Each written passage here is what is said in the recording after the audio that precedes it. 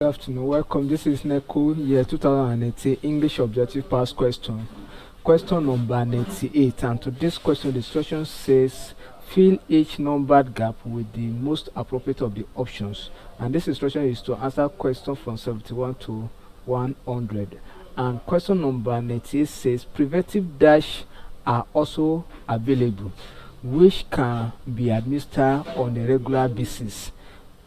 Preventive dash are also available, which can be administered on dash basis. A. Means. B. Measures. C. Mechanism.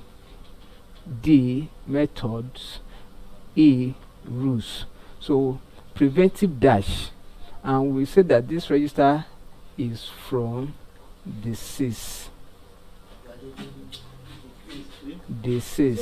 and we're looking at malaria.